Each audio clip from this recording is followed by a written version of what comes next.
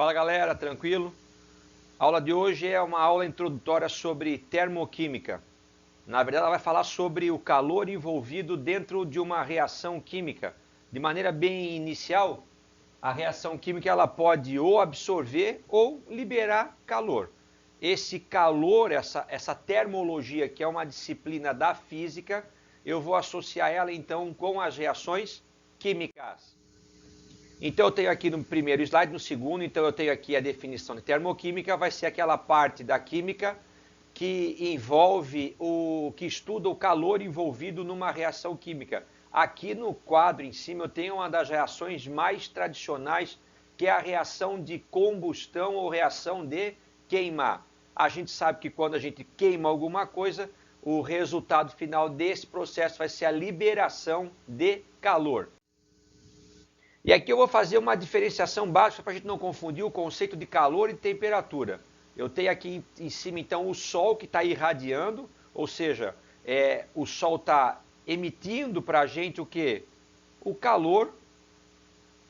Então o calor nada mais vai ser do que a energia térmica em trânsito. Então eu tenho um corpo mais quente e um corpo mais frio. Vai sair uma energia desse corpo quente em direção a esse corpo mais frio. Essa energia essa energia térmica eu chamo de calor. Uma das consequências do calor é quando ele encontrar a molécula, ele começar a fazer a molécula se agitar mais. Então essa agitação que a molécula vai adquirir, eu vou chamar de temperatura. Que a gente usa a nossa unidade aqui no Brasil, a unidade nossa oficial é o grau Celsius, né? Mas a gente sabe que no sistema internacional a gente usa Kelvin. Então, calor é energia, temperatura é grau de agitação. O Ademir, tem alguma situação para eu imaginar que eu forneço calor para uma substância e ela não aumenta a temperatura? Tem alguma situação? Eu vou fazer aqui em cima do Sol, não iria durar muito, olha lá, ó. Eu vou fazer aqui em cima do Sol um cubinho de gelo, tá? Um cubinho de gelo feito com água pura. Eu pergunto para vocês, esse cubo de gelo feito com água pura, ele solidificou a quanto? A 0 graus Celsius. Tranquilo? Eu vou tirar esse cubo de gelo de dentro do freezer e vou expor esse cubo de gelo ao calor. Então ele está aqui, ó. Ele começou a derreter esse cubo de gelo. E aqui eu tenho a água líquida sendo formada. Se eu perguntar para vocês que temperatura que esse gelo que está derretendo se encontra, ele continua a 0 graus Celsius. Essa é uma característica da substância pura. No seu ponto de fusão e no seu ponto de ebulição, ela mantém a temperatura constante, mesmo que eu adicione ou retire calor dela. Entendeu? Então, nem sempre que eu fornecer calor para uma substância, eu obrigatoriamente vou aumentar a sua temperatura. O exemplo tradicional disso e clássico é, por exemplo, no processo de fusão.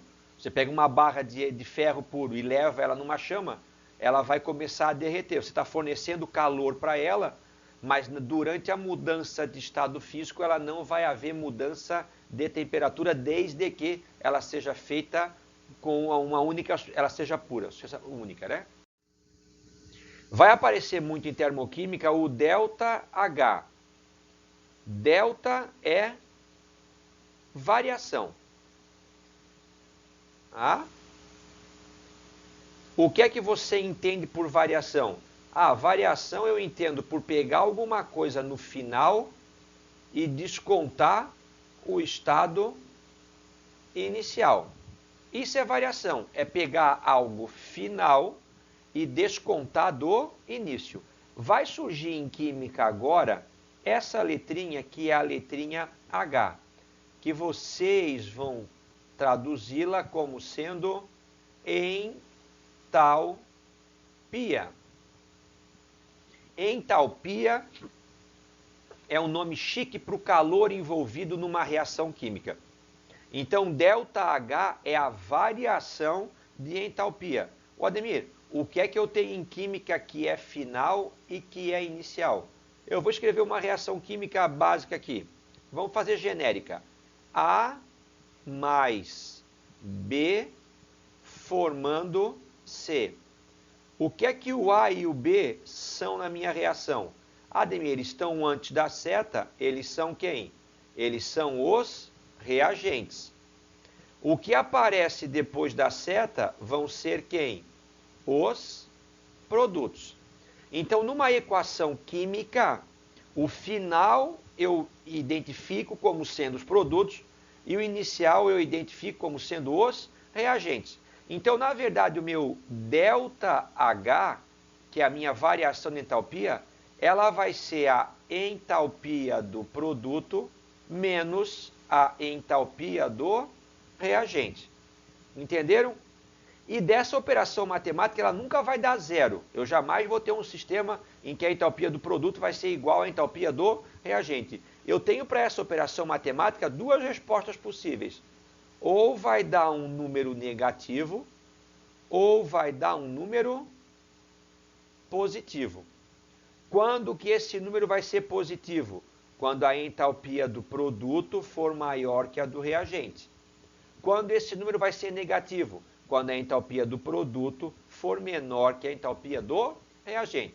Fechou? Esse conceito é importante para a termoquímica. ΔH é a variação de entalpia. É o número matemático associado ao seu sinal que vai me indicar se essa reação está ganhando ou perdendo calor. Então, em termoquímica, esse aqui é um calorímetro. Eu não vou entrar em detalhes dele agora, o nome já diz tudo, calorímetro. Metro, medição. Calor, energia térmica. Então, o calorímetro é um dispositivo com o qual eu meço o quanto de calor foi gerado, foi absorvido. Vocês percebem que esse calorímetro está aqui embaixo, onde vai acontecer a reação, ele está envolto por água. Ou seja, eu não consigo medir diretamente o calor envolvido naquela reação. Mas se eu envolver essa reação por um recipiente com água, essa água ela vai aumentar a temperatura ou ela vai diminuir a temperatura. Então essa variação na temperatura da água é que vai me dar o indicativo se a reação foi absorvendo ou liberando calor. Por definição, uma caloria é igual ao calor fornecido para que 1 ml de água, ou seja, 1 grama, suba a sua temperatura de 14,5 graus Celsius para 15,5 graus Celsius. Ou seja, o que é uma caloria? É o calor que você tem que fornecer para que 1 ml de água aumente em 1 grau Celsius a temperatura. Entenderam? Então, se eu tiver 500 ml de água e ele subiu em 1 grau Celsius a sua temperatura, nessa faixa de variação que eu mostrei para vocês, eu vou dizer então que ali foi fornecido 500 calorias. 500 calorias. Tranquilo? Então, essa é a definição de caloria. É o calor necessário para que 1 ml de água, ou seja, 1 grama, aumente a temperatura de 14,5 para 15,5 graus Celsius. Se eu reduzir é porque ele perdeu uma caloria. Há uma conversão com o sistema internacional que é em joules ou joules, em que uma caloria equivale a 4,18 joules ou joules. Tranquilo? Vamos lá. Reação exotérmica. Esse prefixo para a gente é importante. Exo. O que o exo quer dizer? Em odontologia a gente tem um termo chamado exodontia. Dontia é dente, exo é para fora. Então é eu tirar o dente, é eu fazer uma extração. Alguns animais têm um exoesqueleto, um esqueleto não como o nosso, que é interno, é um esqueleto pelo lado de fora. Então, exo é um prefixo, ou exo, desculpa, é um prefixo que indica para fora. Ou seja, uma reação exotérmica é aquela reação que libera calor. Eu tenho duas maneiras gráficas de representá-la. Essa aqui, olha lá, eu tenho aqui em cima o reagente, aí ele está perdendo calor e está formando o produto. Começou em cima o gráfico e acabou embaixo, essa reação está liberando calor. Ou eu posso fazer assim, que eu vou estar dizendo direto que aqui, ó, que começou aqui em cima e a seta me aponta para baixo, indicando que essa reação liberou energia. Eu vou escrever aquela reação. Olha lá em cima, quem são os reagentes? É o H2 gasoso mais meio mol de O2 também gasoso, produzindo H2O líquido. Olha só, eu vou botar uma informação de termoquímica importante. O ΔH dessa reação vai ser igual, olha lá, qual era a entalpia do reagente? 0. Qual é a entalpia do produto? Menos 285,83 quilojoules. Então, se eu pegar e fizer o final menos o inicial, eu vou ter final menos 285,83. Esse é o final. Menos o início, ele partiu de 0. Ou seja, o ΔH dessa reação vai ser menos 285,83 quilojoules. Lembra que o prefixo quilo indica o quê? 10 elevado a 3, ou seja, 10.000 joules. Tá? Olha só, não se preocupem agora com o número. Se preocupem apenas com o sinal. A reação vai ser classificada como exotérmica quando o ΔH dela for menor do que 0. Lembra, né? Quais são os números que são menores do que 0? Todos aqueles números que são negativos. Tranquilo? E a reação endotérmica? O que é que vocês lembram que tem a palavra endo? Ah, eu lembro de mim que meu pai fez uma endoscopia. Ele olhou para onde? Para dentro. O médico cegou não, senão ele furava o olho. O médico sedou e meteu um tubo garganta abaixo para ver provavelmente o estômago do seu pai. Tá? Então, endo é para dentro. Novamente, usando um termo da odontologia, existe um procedimento chamado endodontia. Lembra que eu falei em exodontia? Exo é para fora, é quando eu arranco o dente. Endodontia é quando eu trato o interior do dente, dentro do dente, que é o tratamento de canal. Então, endo é quando a reação ela absorve energia.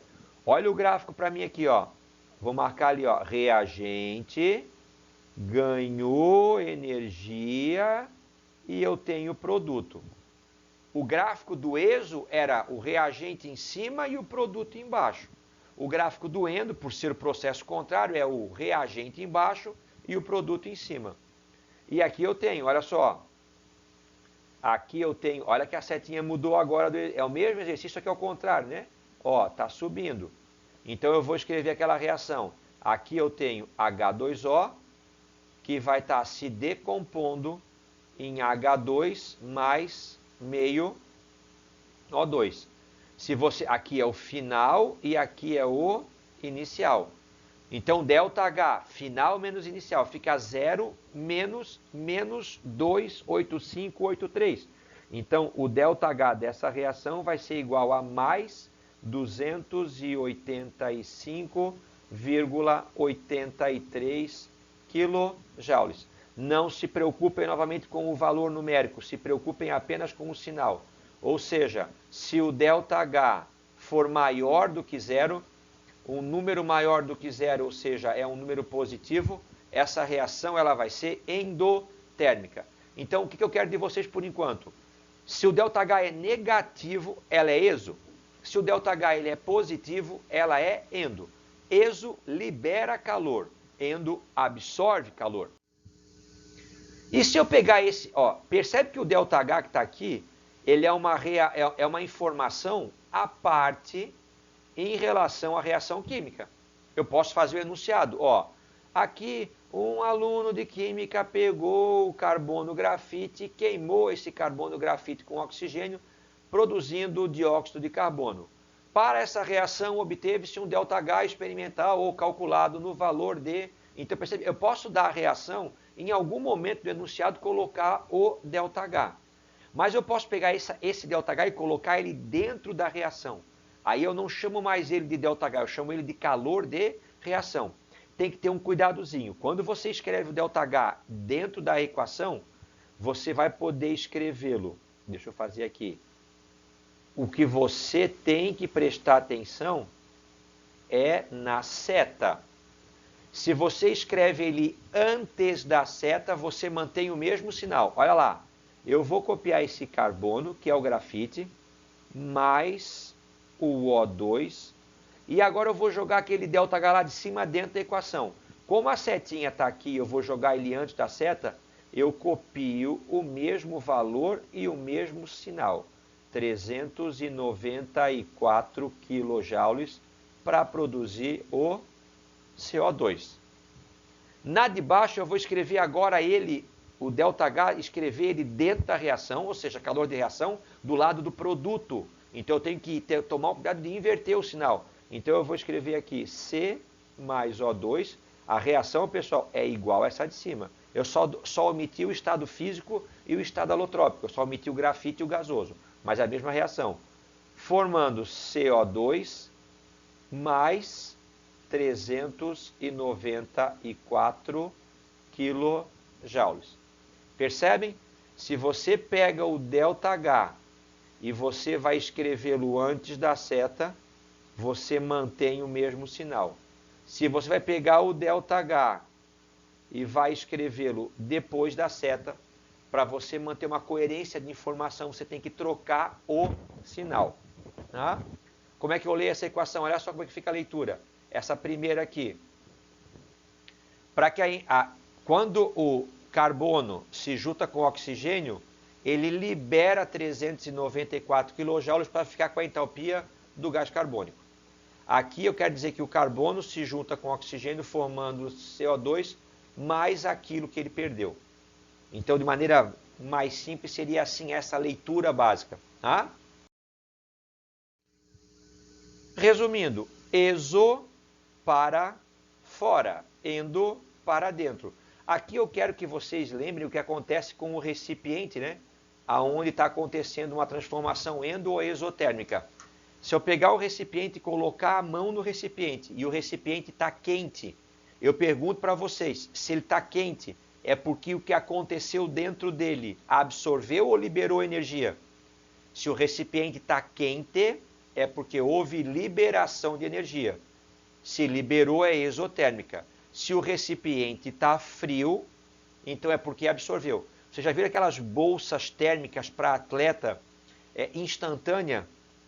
Bolsas que você pega e você quebra ela, assim, um lacrezinho que tem dentro dela, e aí dois reagentes se misturam, e a bolsa quente é quando a reação dos dois libera calor. E a bolsa é fria quando a reação entre os dois ela absorve calor. A bolsa que a gente tem em casa, ela vai na geladeira ou vai na panela com água quente. Eu estou falando de uma bolsa térmica instantânea, ou seja, é uma reação que vai fornecer ou absorver esse calor. Aqui eu tenho um resuminho, depois vocês com calma dão um pausezinho nessa minha tela aqui, amplio ela um pouquinho e revisam isso que eu acabei de falar. Olha lá, a apostila. Nós vamos classificar a reação em endo ou exotérmica. Eu vou escrever aqui em cima, para a gente só lembrar. Se o ΔH for maior do que zero, o que significa isso? Que ele é positivo. Essa reação ela vai ser endotérmica. Se o ΔH for menor do que zero, ou seja, for um número negativo, essa reação vai ser exotérmica. Vamos lá, reação letra A. Tem ΔH? Não. Ali eu estou vendo ali, mais calor. Mas ele está antes da seta. Então, se eu escrevi o calor de reação antes da seta, é porque ele tem o mesmo sinal se eu tivesse escrito ele sob a forma de ΔH. Então, na primeira, o ΔH também é o quê? Mais calor. Se o ΔH ele é mais calor, é porque essa reação ela vai ser o que então? Ela vai ser uma reação endotérmica. Olha no B, onde é que apareceu mais calor agora? Eu vou ter que olhar para a seta. Eu vou olhar para a seta e o calor apareceu depois da seta. Então eu já tenho que lembrar que ele está escrito ao contrário. Então nesse caso o ΔH ele vai ser menos o calor. Olha que calor é esse? Esse calor aqui é um número seguido de quilojoule ou quilocaloria. É porque eu quero classificar, não me interessa o valor numérico. Então, se o ΔH é negativo, a reação ela é exo. Olha lá, ΔH maior do que zero. Um número maior do que zero é um número positivo. Então, ela vai ser o quê? Endo. Localizei aqui, ó. E localizei a seta aqui. Se é negativo aqui e está antes da seta, é porque o ΔH ele também é negativo. E se o ΔH é negativo, essa reação está liberando calor. Localiza, tá aqui bem facinho aqui, ó, já tem o ΔH. Que sinal ele tem? É negativo. ΔH negativo, reação exotérmica. Localiza aqui. Tá aqui, é ΔH? Não, porque não está escrito ΔH. É o chamado calor de reação. Ele está positivo aqui, mas ele está escrito depois da seta. Então eu tenho que lembrar que, na verdade, o ΔH vai ser o contrário.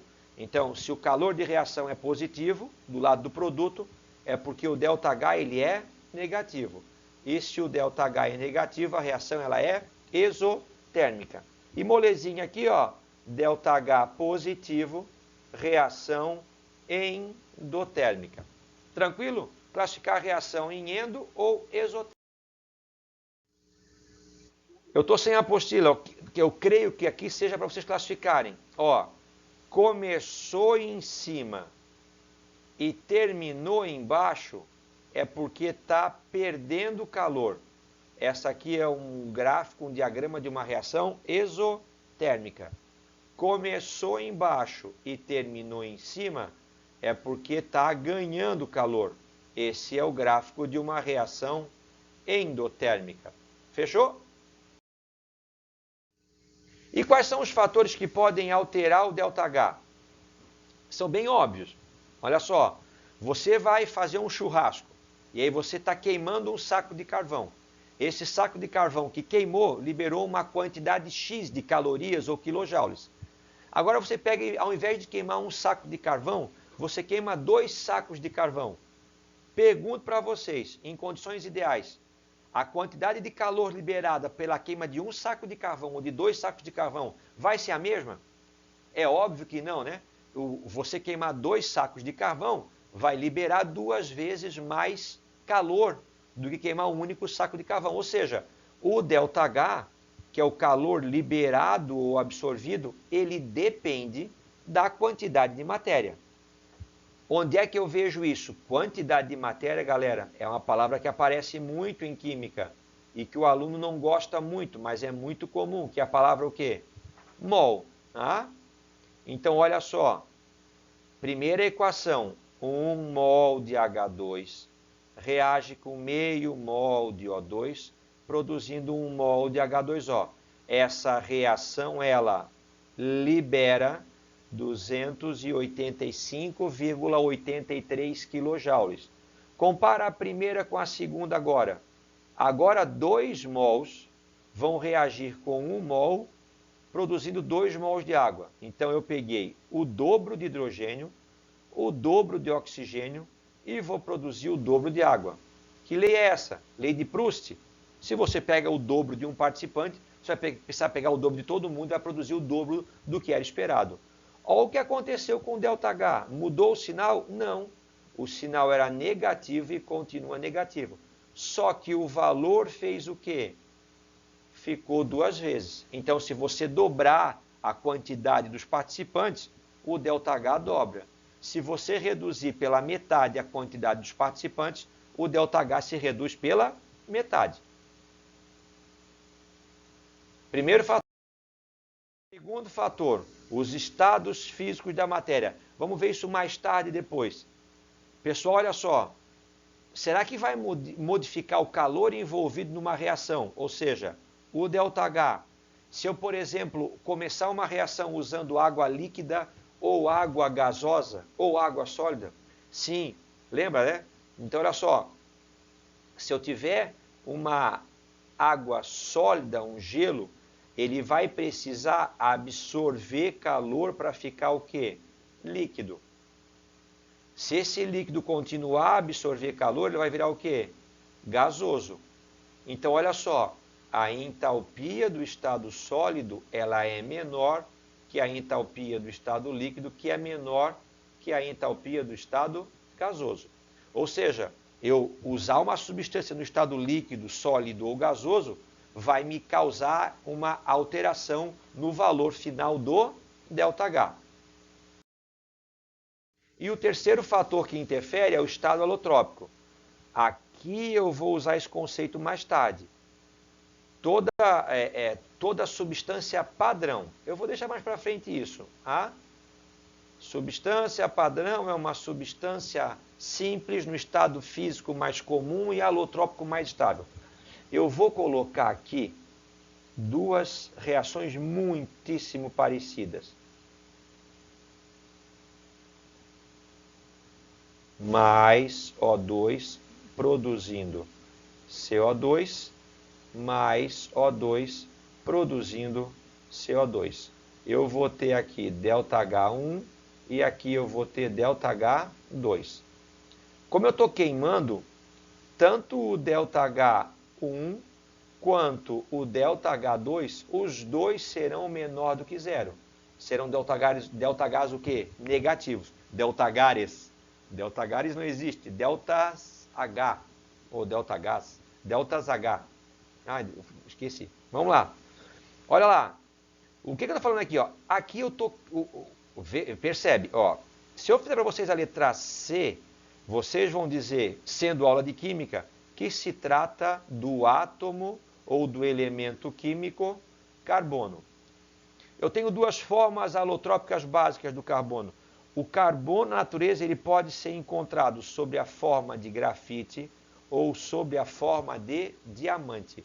Eu pergunto para vocês, se vocês queimarem o grafite ou queimarem o diamante, o calor envolvido nesse processo é o mesmo ou é diferente? É óbvio que é diferente. Tá? Então eu vou ter que o ΔH1, que é o ΔH da reação envolvendo o grafite, ele vai ser menor do que o ΔH2, que é o ΔH envolvendo o diamante. Ou seja, o estado alotrópico também vai influenciar no ΔH. Então, se eu fizer... O que é alotropia? É quando um elemento químico forma substâncias simples diferentes. Vou fazer aqui mais aparece também. Escrevi a letra O. É o elemento oxigênio.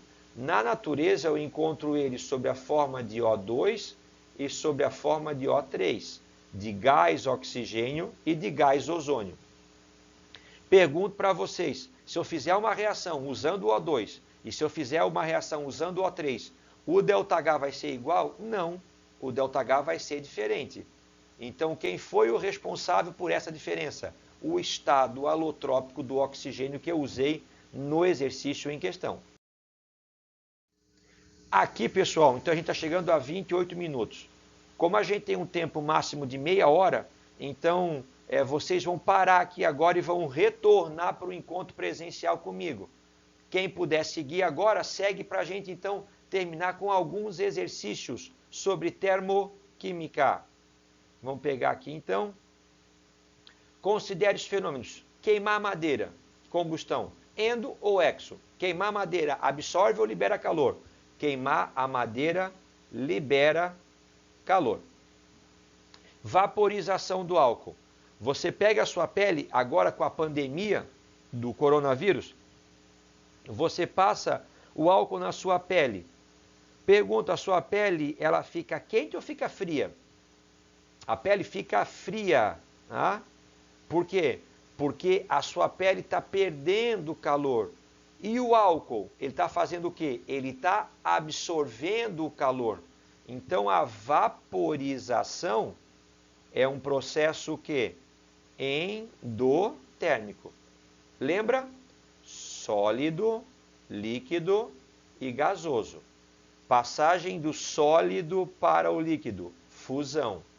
Passagem do líquido para o gasoso, vaporização. Todos esses processos são processos o quê? Endotérmicos. Tranquilo? Para o gelo derreter, você tem que tirar da geladeira, ele vai absorver calor. E para a água ferver, vaporizar, ela precisa absorver calor. O contrário é o contrário. Do gasoso para o líquido é a condensação ou liquefação. E do líquido para o sólido é a solidificação. Esses são processos exotérmicos. Lembra do boletim meteorológico? Vai chegar uma frente fria. Geralmente quando ela vem, essa frente fria vem com a umidade, então o frio vai fazer o vapor d'água da nuvem condensar. Tranquilo? Então, solidificação da água. Para a água congelar, ela tem que ganhar ou perder calor? Ela tem que perder calor. Dissolução do ácido sulfúrico concentrado na água. Ademir, eu nunca fiz isso. Aqui é uma regrinha básica do laboratório. Você dissolve o ácido na água e não a água no ácido. Senão ela vai aquecer e ela vai borbulhar e vai respingar e tu vai ter uma queimadura. Tá?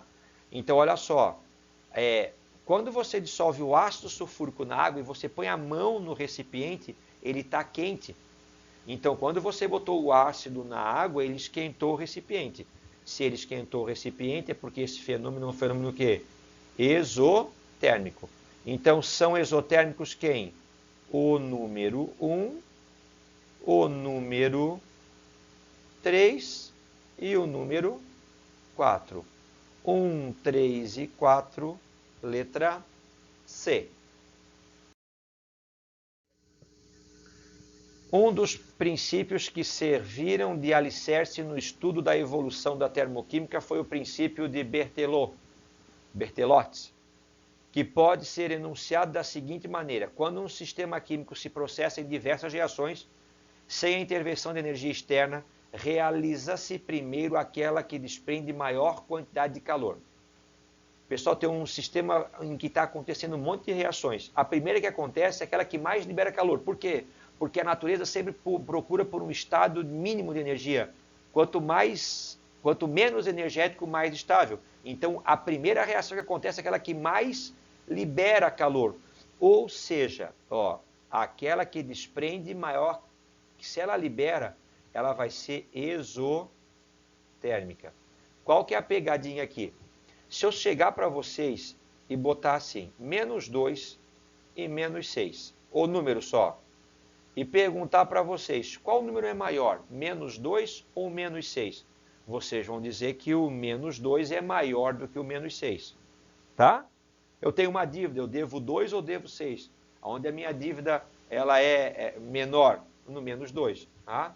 Então, o -2 é o número mais próximo. Fui usar um exemplo, acabei me confundindo quem está ouvindo. Tá? O -2 é mais perto do zero, então é um número maior. Tá? Cuida com o ΔH. Olha só, eu tenho um ΔH número 1 e eu tenho um ΔH número 2. O ΔH número 1 é de -100 kJ. O ΔH número 2 é de -200 kJ. Lembra, o sinal aqui ele só serve para dizer se é endo ou é exotérmica. Então, se as duas têm sinal negativo, as duas são exotérmicas. Qual é mais exotérmica, -100 ou -200? Ademir, -200 libera mais calor.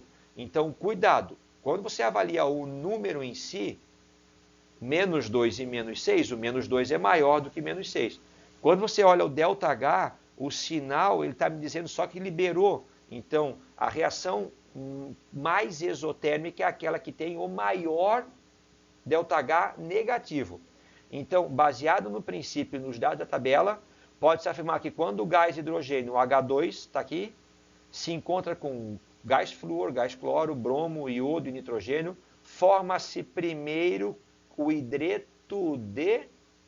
Olha lá, o primeiro a se formar vai ser aquele que lhe desprende maior quantidade de calor. Eu estou olhando para o ΔH, todos eles são negativos. Menos 22, menos 13, menos 27.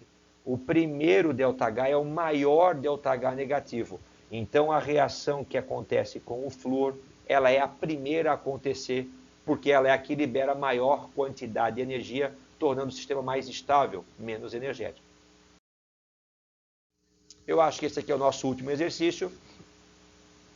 A queima do dirigível Hindenburg, em New Jersey, no ano de 1937, marcou o fim do uso de hidrogênio em dirigíveis potenciais. Lembra o que é um dirigível? Vou fazer um desenho aqui. Dirigível era um baita de um balão, tá? E que aqui embaixo eu tinha uma cabine que transportava as pessoas e eu tinha aqui uma hélice que conduzia esse balão. Um gás excelente para fazer isso, pela sua baixíssima densidade, é o gás hidrogênio. Ótimo. Pouco denso, fazia o balão flutuar com bastante suavidade. O problema é que esse gás aqui, ele é extremamente inflamável, ele queima numa velocidade surpreendente, ele é um excelente combustível. Então, quando começou a pegar fogo nesses dirigíveis à base de hidrogênio, a ideia deles foi abandonada.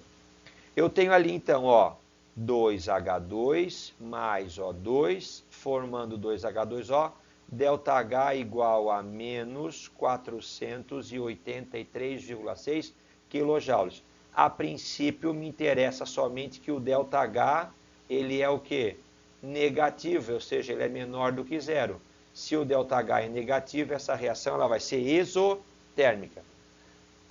Analise as informações, então, que se seguem agora.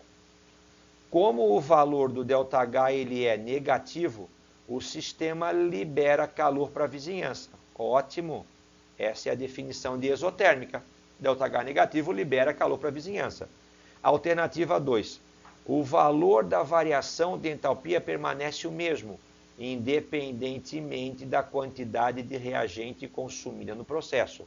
Isso é igual dizer para vocês que o calor liberado numa churrasqueira vai ser sempre o mesmo, independentemente da quantidade de carvão que vocês colocarem, certo ou errado? Errado. A gente viu o quê? A gente viu que o ΔH varia conforme a quantidade dos reagentes. Terceira afirmativa. A entalpia dos reagentes é maior que a entalpia do produto.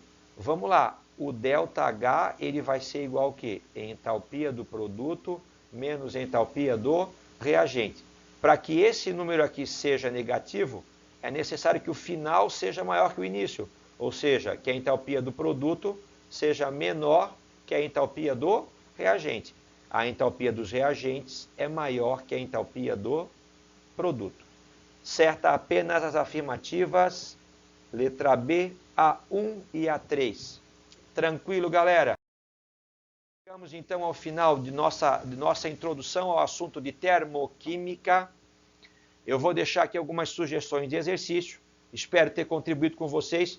Lembrando que é importante, esse é um assunto que está sendo apresentado para vocês agora na quarentena. Então exige de vocês um pouco de dedicação para levar esse assunto para frente.